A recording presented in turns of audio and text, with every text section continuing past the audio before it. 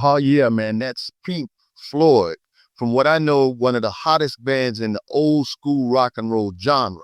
Mr. Mindset, but did you know where they got the name for the band? A lot of people have no clue. The answer is going to surprise most folks. Oh, we are looking at this one. Y'all hang on. Mr. Mindset on the airways tonight, dropping wisdom, heavy groove, feeling right. It's the music mindset vibe that feels so right. Hey guys, welcome back to the Music Mindset channel. Yeah, Pink Floyd, one of the greatest bands to ever play in the rock and roll genre. But did you know what he just told me? I wasn't too sure about that. I remember growing up, I heard the name Pink Floyd, and I always wondered where that name came from, what that name meant. I always heard it and it sounded kind of sinister, Pink Floyd. It has a little tinge of softness, and at the same time, like Pretty Boy Floyd type, it has a little softness and a little roughness behind it. And I never knew where that name came from. But do you know in 2025 where the name came from? If this is your first time hearing the story, you're gonna be surprised. So let's get into the history of where the name Pink Floyd actually came from. It might be surprising, so hang in there and I'll see you guys at the bottom.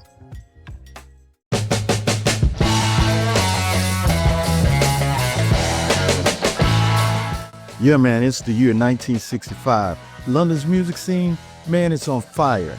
Everywhere you look, somebody's pushing boundaries, bending genres, or just making straight up beautiful noise. And right in the middle of all that chaos, a little band was about to flip rock music on its head. You know them as Pink Floyd. But hold up, before the sold out stadiums, the mind-blowing albums, and the giant inflatable pigs flying through the air, their name already had a story.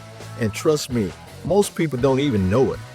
Actually, my connection to Pink Floyd is through my father. The way I understand the story, they started out as a blues band. Like, you don't know the name of them or whatever, but Syd Barrett joined the group, and his two favorite artists were Pink Anderson Floyd Council. So here's the deal. Syd Barrett, the group's original frontman and creator Sparkplug, he's the guy who came up with Pink Floyd. Picture this, they've got a gig booked, but two other bands with the same name as theirs are on the lineup. That's awkward, right? Syd's like, yeah, no, we're not about to be band number 3 tonight. So he grabs two names off of his record collection, Pink Anderson and Floyd Council, a couple of old school bluesmen from the American South, and smashes them together. Boom, Pink Floyd, one of the most iconic names in rock history. Total last minute save. Now, who were Pink Anderson and Floyd Council, though? Let's break it down. I know a gal, her name is Liza Jane. She can stretch a dollar from Texas to Maine. Pink Anderson was born in 1900, and he was the real deal. Piedmont blues, finger-picking, storytelling, the kind of music that makes you feel like you're sitting on a dusty front porch down south. He came up playing carnivals and medicine shows. Oh, a medicine show? That was a type of traveling theatrical performance popular in the late 19th and early 20th centuries. They were kind of like using those performances to sell patent medicine. So he was like hustling wherever the music would take him.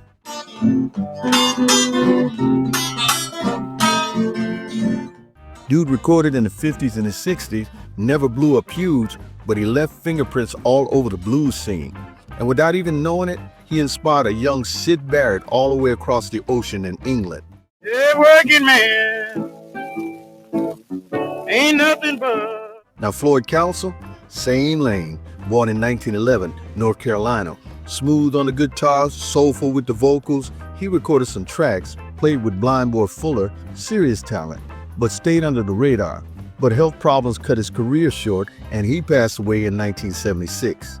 Now think about that. Two blues musicians whirled away from London's underground scene end up giving their names to one of the biggest bands in history. That's the power and reach of the blues right there. Once the name locked in, Pink Floyd, Barrett, Roger Waters, Richard Wright, and Nick Mason started tearing up the London club circuit. Their shows, loud, chaotic, trippy. Nobody else was doing what they were doing. Lights, sounds, straight up art school energy on 11. But you know how it goes. With that momentum came baggage. Syd Barrett, as brilliant as he was, started slipping. Too many drugs, too much pressure. Things got unpredictable, and by early 1968, the band had to make a tough call. Syd, you gotta go. So Syd was out. A young guitarist named David Gilmour was in. That lineup changed everything. From there, they built a run of albums that basically defined progressive rock. Dark Side of the Moon, Wish You Were Here, The Wall. Roger Waters stepped up as the lyricist and big picture guy. But it also meant that the tension was cranked way up. By the time The Wall was being made, man, Waters and Gilmour were butting heads and hard. By 1985, it exploded. Waters left the band and even tried to legally kill it off. He said Pink Floyd was done, especially without him. But Gilmour and Mason weren't hearing that. They fought it out in court, and the judge was basically like, Roger, you can keep some of the imagery and the Wall stage show, but the Pink Floyd name, yeah, that's staying with Gilmour, Mason, and Wright. I did think that was wrong, and I was wrong. Of course I was. Who cares? It was a commercial decision. That the legal profession has taught me something. Because when I went to these chaps, I said, listen, this isn't Pink Floyd anymore. What do you mean? That's irrelevant. It is a label and it has commercial value. You can't say it can cease to exist. You obviously don't understand English jurisprudence. You know, it's not about what you think it's about, it's what it is. And guess what? They kept rolling.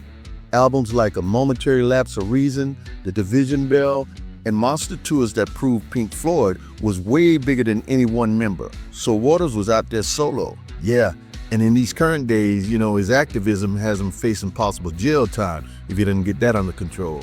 Gilmour didn't stop his thing. Nick Mason still pops up with the drums now and then, but the legacy? Untouchable. Now think about that. A band named after two almost forgotten bluesmen from the American South ended up changing music forever. That's a wild one, and it's a reminder that music is all connected. My father died in '74. I don't think he ever knew that he was the namesake for that particular band. You know, it bothers me a little bit, not because they didn't pay him for the name, but they acknowledged him basically after he was dead. That's not acknowledging him. That's more publicity for yourself. I mean, you know, I sit back and through the years I've watched people like Clapton, Zeppelin, several others, you know, pay homage to basically their mentors. And I guess I am a little bitter that they didn't pay homage to him while he was living. She knows how to stretch. Those back road blues players laid a foundation that reached all the way to the biggest stages in the world. The story of Pink Floyd is one of immense creativity, groundbreaking music, and profound personal and professional struggles. From the accidental inspiration of two bluesmen to the acrimonious legal battles, their journey has been a testament to the power of artistic vision and the complexities of human relationship within a band. I know that personally. The relationships within a band will determine just how far you're going to go.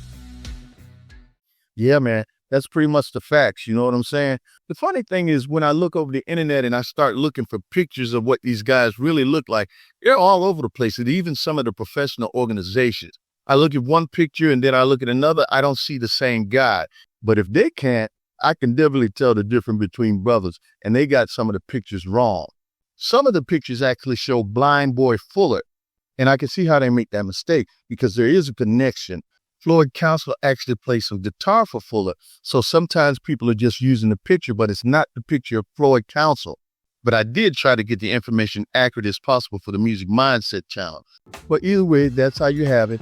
That's where Pink Floyd got its name from, a great band that continues to shine around the world. I hope you guys appreciate that information. Go ahead and leave some comments, subscribe, like, and all that type of stuff. And I will see you next time on the Music Mindset channel.